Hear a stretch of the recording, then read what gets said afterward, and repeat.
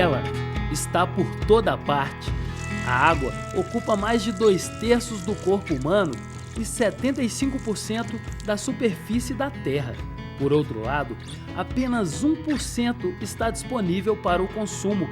Preservar as serras de onde ela vem é garantir a vida para as gerações futuras. E a educação ambiental pode apontar caminhos para o uso consciente da água. A educação ambiental ela faz com que as pessoas possam entender, respeitar, retirar os recursos, mas também repô-los, fazê-los com uma comunhão entre o que precisa ter e aquilo que ele precisa deixar também para a natureza, para que ela possa se sustentar e se auto-repor. Insere o ser humano dentro de uma cadeia de sustentabilidade, dentro de uma cadeia ecológica. Ele não está ali apenas para ser explorador dos recursos naturais, mas ele faz parte desses recursos também. O que nós fazemos ao ambiente é capaz de destruir ou de construir, isso é fato, né? A ideia que o homem tem de construção, ela normalmente envolve embates com o meio ambiente. Normalmente o meio ambiente, em prazo curto de tempo, ele não tem a capacidade de regeneração ou de recuperação a ponto de não sofrer as consequências de desertificação, por exemplo, né? Ou então na questão da água, de perder aquele recurso. Uma água maravilhosa dessa, ela depende não só do ponto do nascente, mas da preservação da bacia, de onde vai ser infiltrado, das áreas montanhosas, áreas ferruginosas, montanhas ferruginosas principalmente, que é onde a água chove e a água infiltra completamente, é filtrada, é armazenada e escoa nessas nascentes. Se a gente vai acabando com o que tem em cima, como consequência a água vai minguando aos poucos e não adianta ficar preservando pontualmente a beira do córrego e só a nascente. A bacia como um todo tem que ser pensada e planejada. Essa água que a gente está aqui na Pampulha, infelizmente, apesar de ser um lugar muito belo, muito importante, né, para o lazer da população metropolitana, né, essa água recebe muito esgoto ainda. Um esgoto das regiões aqui habitadas, do entorno, e isso é uma grande diferença entre essa água agora e a água desses outros lugares que ainda está limpa. Foi legal. Quase que eu disse para chamar o garotinho.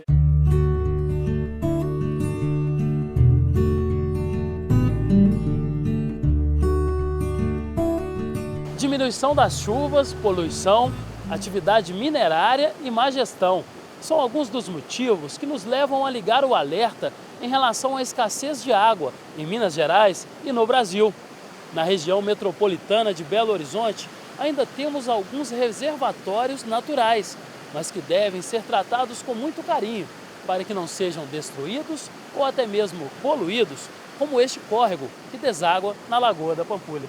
Existem ainda lugares que estão intactos, ou seja, que ainda cumprem esse papel de recarga, acúmulo de água, para poder doar essa água e essa água chegar nos cursos d'água onde se capta a água, onde chega nas pessoas que estão na área rural e usam essa água, onde a Copasa pode fazer reservatórios para abastecer as pessoas e chegar na torneira. Então, essas regiões como Serra da Moeda ainda tem alguns lugares intactos, como Serrinha, como essa questão das estações ecológicas de Fechos e Aredes, a Serra do Gandarela. Então, nós temos ainda, graças a Deus, lugares nessa região metropolitana que estão cumprindo esse papel.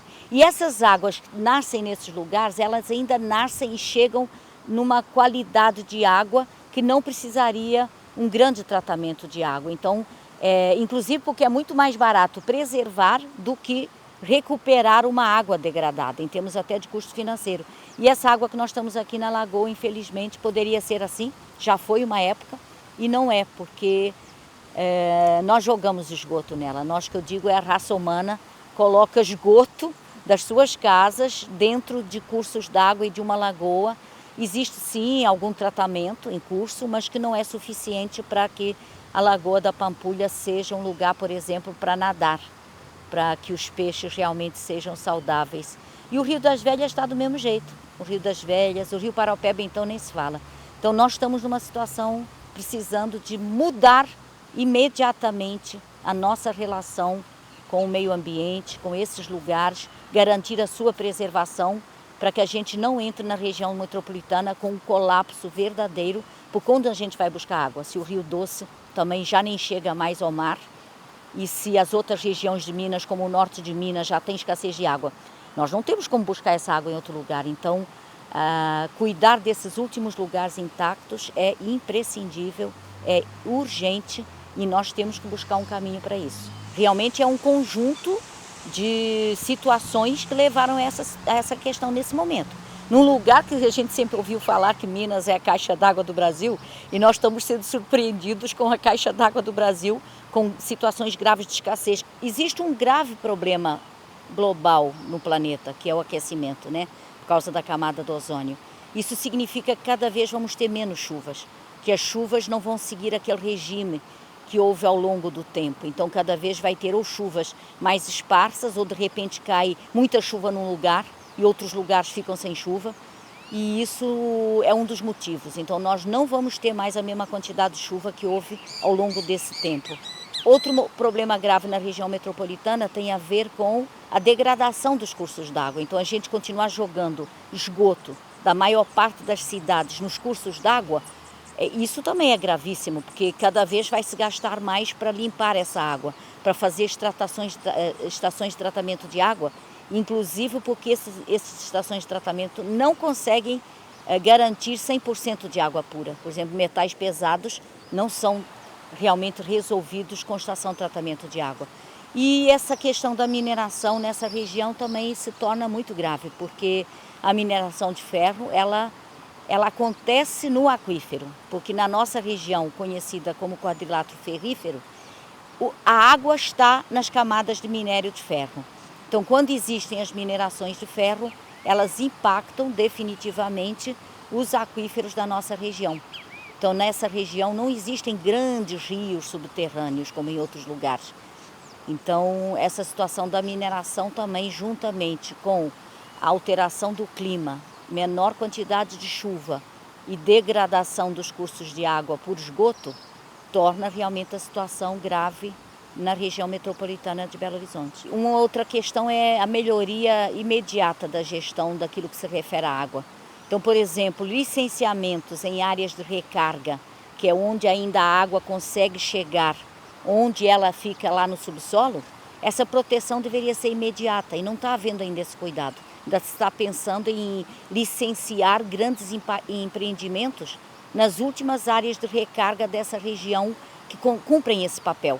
E se nós perdermos as últimas áreas de recarga, que a água, que vai chover menos, chega no subsolo, aí é que não vai ter condição de ter água. A questão da quantidade de água, ela é fundamental e não adianta pensar só em saneamento, estação de tratamento, vamos só manter, não jogar lixo no rio. Se não tiver água chegando, não tem rio.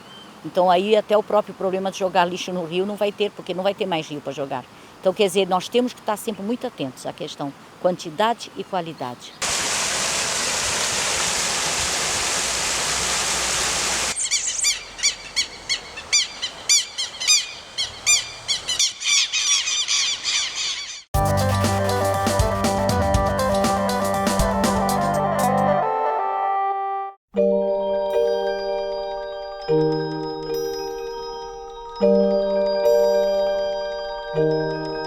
Ser professor é construir, participar, valorizar e transformar a vida das pessoas. Eu acho que a gente tem muito a contribuir e eu acredito muito com as atitudes.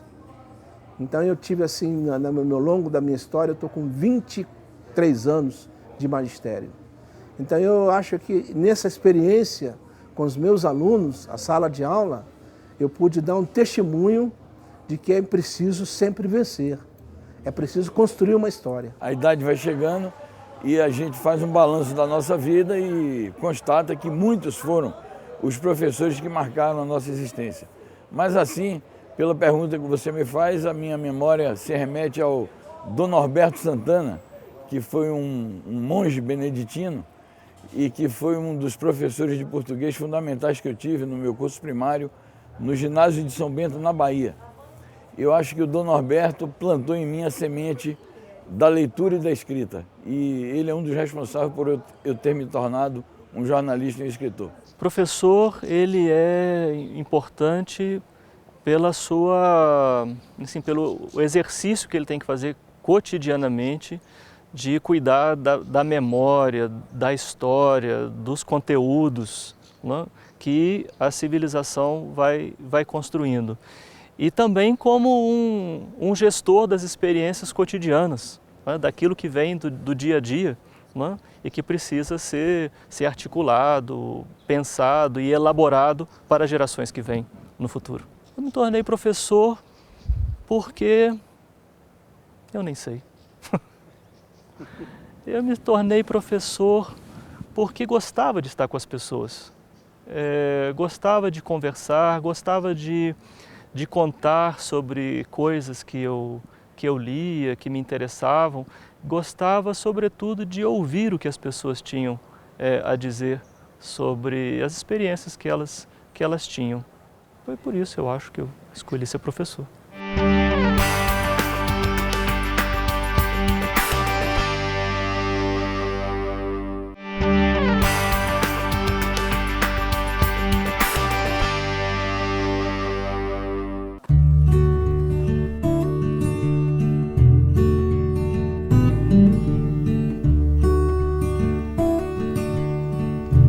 Em uma cidade com quase 5 milhões de habitantes, são necessários muitos investimentos em recursos hídricos para matar a sede de toda a população. Mas você sabe de onde vem a água que bebemos? A água vem 70% da captação de Bela Fama, uma captação da Copasa.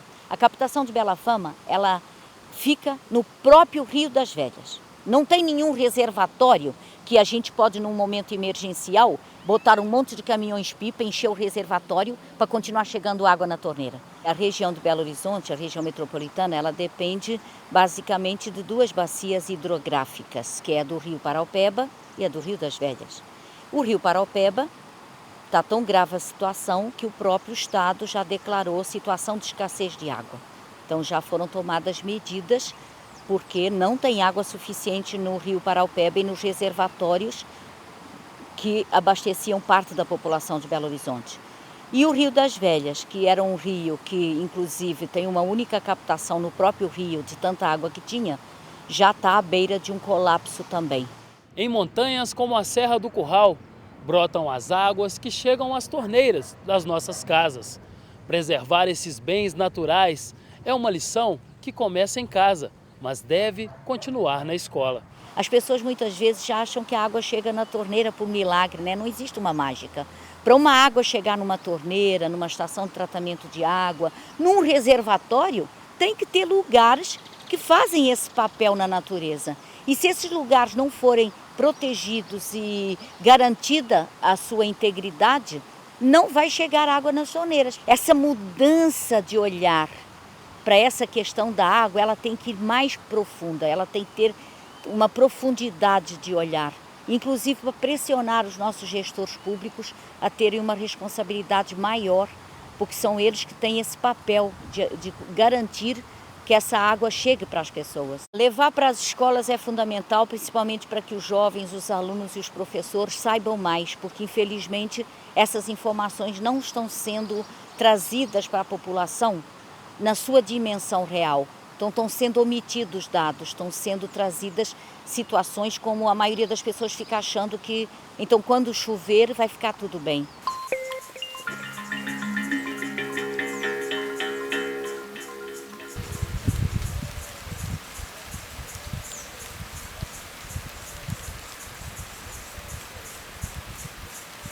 Comunidades vizinhas a algumas dessas fontes d'água utilizam a educação ambiental para disseminar conhecimentos que ajudem a preservar o meio ambiente. É o caso dos moradores do entorno da Estação Ecológica de Fechos, localizada a poucos quilômetros da capital mineira.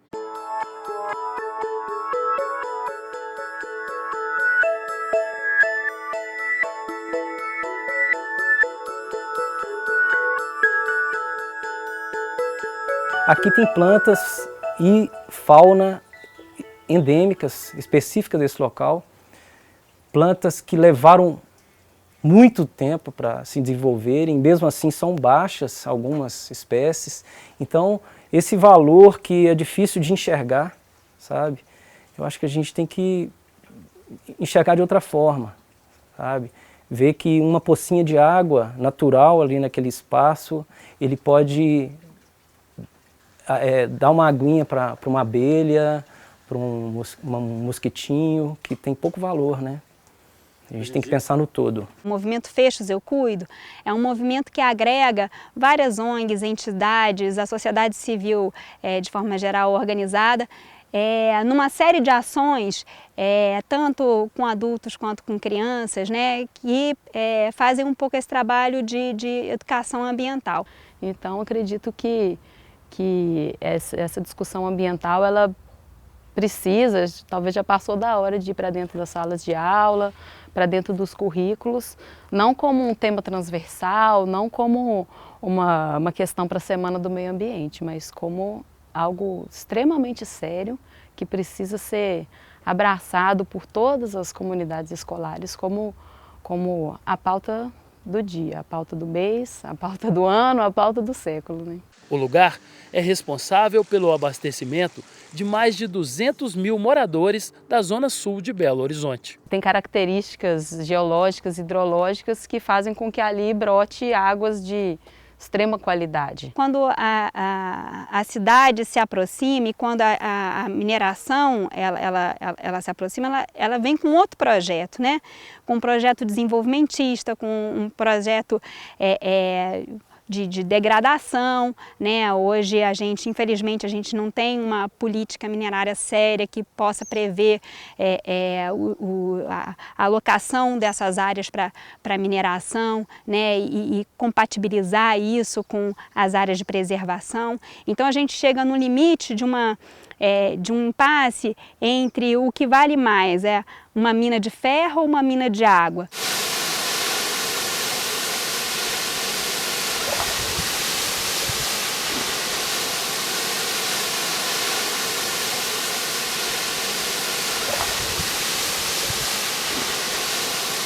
Quando a gente fala de uma estação ecológica, a gente fala de uma área no mais alto grau de proteção.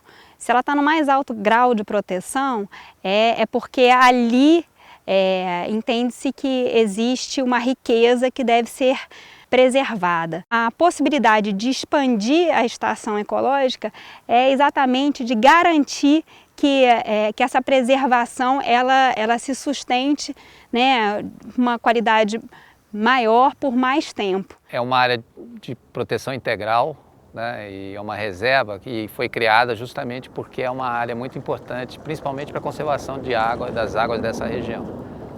Antes dela ser estação ecológica, ela era uma área de interesse especial, que foi criada em 82 pelo Estado também. E antes disso, lá na década de 50, ela já era uma área de captação de água para a região metropolitana de Belo Horizonte. Fechos, como é uma unidade de conservação, ela já está protegida por lei. Apesar dela já receber impactos, por exemplo, com o esgoto do Jardim Canadá, que está a montante, né, da unidade de conservação. Então ela já está protegida de uma certa forma. Agora, o entorno dela recebe uma série de impactos. Ela tem hoje 2 áreas de mineração no seu entorno, né, e tem também bairros e loteamentos.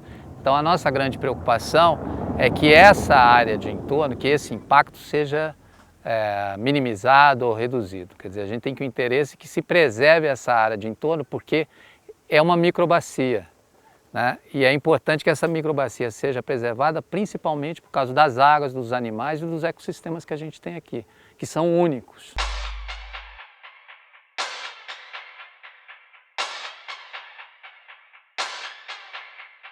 A mineração tem que cavar o buraco para tirar o minério, né? E com isso o minério geralmente está em região onde tem água, então ela tem que retirar essa água. Geralmente há rebaixamento do lençol freático. O lençol freático é a água que fica na parte subterrânea e essa água ela alimenta as nascentes que por sua vez vai alimentar os córregos, né? Então esse é o impacto. Um impacto é a questão da água. O outro são esses ecossistemas. Ecossistemas são vegetações específicas que tem nessa área. Então a gente aqui tem Campo Cerrado, nós temos dois grandes biomas brasileiros aqui, o Cerrado e a Mata Atlântica, né? É uma área de transição. Por ser uma área de transição, tem vários animais, inclusive animais em espécie de extinção nessa região. o macaco-sauá, a onça-parda, o lobo-guará, que é visto constantemente atravessando essa estrada aqui. Quer dizer, então o impacto sobre a fauna, né, que são os animais, sobre a flora, que é a vegetação, e sobre a água. Então esses 3 principais impactos que a gente está preocupado. A natureza tem a capacidade de se recuperar, só que numa velocidade diferente da que nós hoje destruímos ou interferimos. Então há de se pensar nessas questões.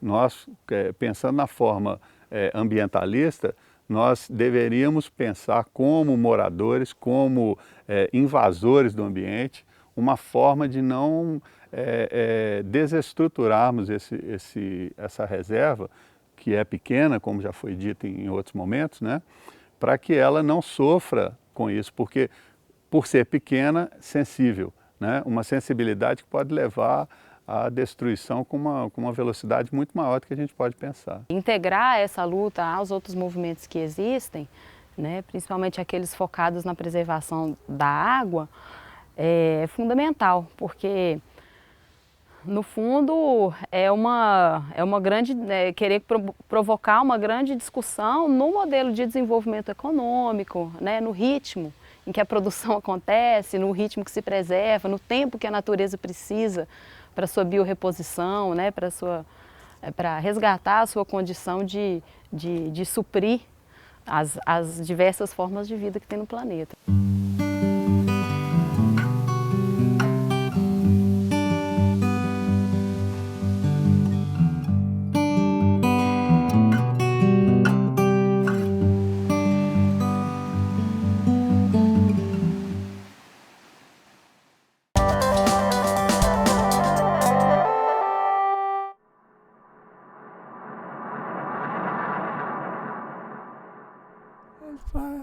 Meu pai insiste que São Paulo ia virar o norte e o norte ia virar São Paulo.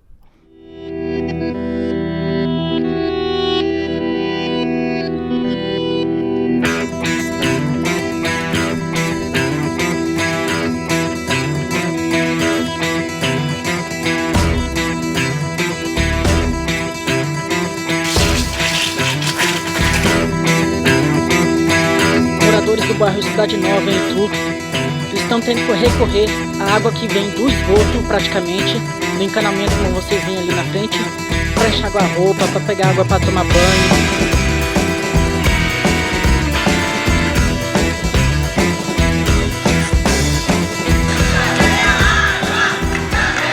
O Ministério Público quer que a Prefeitura de Itu declare estado de calamidade pública. Moradores de Itu, no interior paulista, fizeram hoje um protesto contra a falta d'água que acabou em tumulto. Os principais reservatórios que abastecem a cidade estão praticamente secos. Manifestantes atiravam pedras e a polícia respondia com bombas de efeito moral. Parte das pessoas arremessaram ovos no prédio.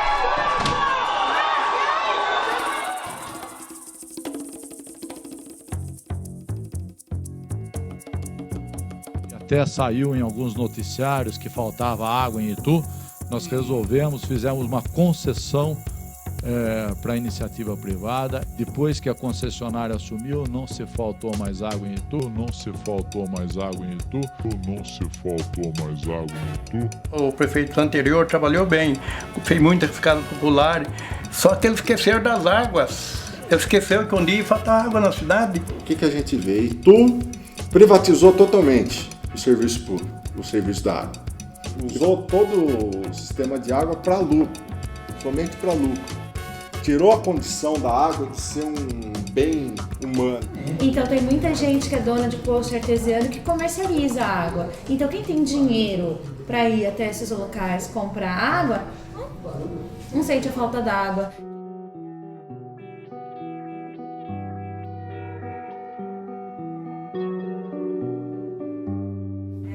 A discussão fica muito mais interessante se a gente deixa de discutir como uma fatalidade da civilização para pegar e discutir um problema que é um modelo capitalista e tal, uma forma de apropriação da natureza.